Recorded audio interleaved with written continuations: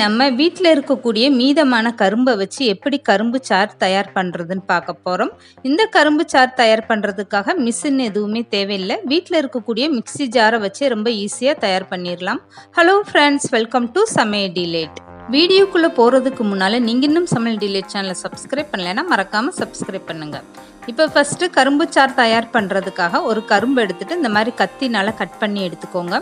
இந்த கரும்பை இந்த மாதிரி சின்ன சின்ன பீஸாக கட் பண்ணி எடுத்துக்கோங்க. இதுக்கப்புறம் இந்த கரும்பில் உள்ள தோலை எப்படி நீக்கிறதுன்னு பார்க்கலாம். இப்போ கட் பண்ண கரும்புலேருந்து ஒரு பீஸ் எடுத்து கையில் வச்சுட்டு இந்த மாதிரி கத்தினால் நீங்கள் தோலை நீக்கி எடுத்துக்கோங்க. இப்படி கத்தினால் நீங்கள் தோல் நீக்கும் போது கரும்பில் உங்களுக்கு தோல் நீக்க ரொம்ப ஈஸியாக வந்துடும். இதே மாதிரி எல்லா கரும்பும் நீங்கள் தோல் நீக்கி எடுத்துக்கிட்டு சின்ன சின்ன பீஸாக கட் பண்ணி எடுத்துக்கோங்க. அப்போ தான் உங்களுக்கு மிக்ஸி ஜாரில் அரைப்பட ரொம்ப ஈஸியாக இருக்கும். இந்த கரும்பை மிக்ஸி ஜாரில் சேர்த்து அரைக்கும் போது உங்களுக்கு மிக்ஸி ஜாரோட பிளேடெல்லாம் உடஞ்சிரும்னு பயப்படாதீங்க. நல்லா சாஃப்டாகவே உங்களுக்கு அரைப்பட்டு வந்துடும். நிறையா பேர் வீட்டில் பொங்கலுக்கு அதிகமான கரும்பை வாங்கிட்டு அது என்ன செய்யறதுன்னு தெரியாமல் வேஸ்ட்டாக தூக்கி தான் போடுவாங்க. ஆனால் இனிமேல் நீங்கள் அந்த மாதிரி செய்யாமல் டெய்லி இந்த மாதிரி நீங்கள் கரும்பு சாறு செஞ்சு காலி பண்ணிடலாம். இந்த கரும்பு சாறுக்காக ஒரு முழு கரும்பு எடுத்துக்கிட்டிங்கன்னா போதும். 2 கிளாஸ் அளவுக்கு நீங்கள் சாறு எடுத்துக்கிடலாம். இப்போ எல்லா கரும்பும் இதே மாதிரி சின்ன சின்ன பீஸாக கட் பண்ணி எடுத்துக்கோங்க. இந்த அளவுக்கு சின்ன பீஸாக நீங்கள் கட் பண்ணி எடுத்துக்கிட்டிங்கன்னா தான் மிக்ஸி ஜாரில் அரைப்படும் போது ரொம்ப ஈஸியாக அரைப்பட்டு வரும். இப்போ கரும்பு சாறுக்காக இந்த அளவுக்கு கரும்பை பொடிசாக கட் பண்ணி எடுத்தாச்சு. இது அப்படியே நம்ம அரைக்க போகிறதில்ல. இது கூடவே ஒரு சின்ன பீஸாக இஞ்சி சேர்த்துக்கோங்க. தோல் நீக்கிட்டு சின்னதாக கட் பண்ணிவிட்டு சேர்த்துக்கோங்க. இஞ்சி அதிகமாக போயிடுச்சுன்னா உங்களுக்கு கார சுவை அதிகமாயிரும். அதனால் அளவோடு இஞ்சி சேர்த்துக்கோங்க. ஒரு முழு கரும்புக்கே சின்ன பீஸ் இஞ்சி எடுத்துக்கிட்டிங்கன்னா போதும். இப்போ கட் பண்ண கரும்புலேருந்து கொஞ்சமாக எடுத்து மிக்ஸி ஜாரில் சேர்த்துக்கோங்க. இது கூடவே 10 சொட்டு அளவுக்கு எலுமிச்சை சாறு விட்டுக்கோங்க. இப்போ இதை அரைச்சிட்டு வந்துடலாம். கரும்பை அரைச்சி எடுத்தாச்சு. இப்போ அரைச்சிட்டு வந்த கரும்பை பாருங்கள், இந்த அளவுக்கு ரெடி ஆயிடுச்சு. இது கூடவே 1/4 கிளாஸ் அளவுக்கு தண்ணி சேர்த்துக்கோங்க.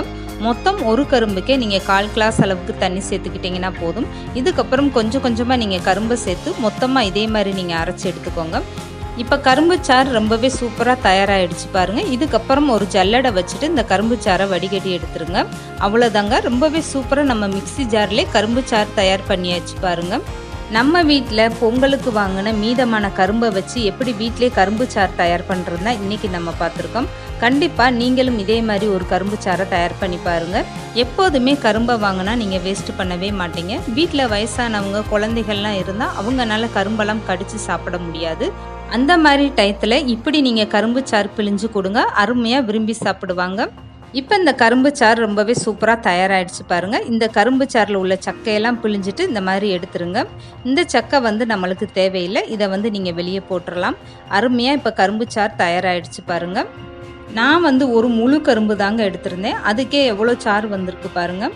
இதே மாதிரி கரும்பு சாறை நீங்களும் உங்கள் வீட்டில் தயார் பண்ணி பாருங்கள்.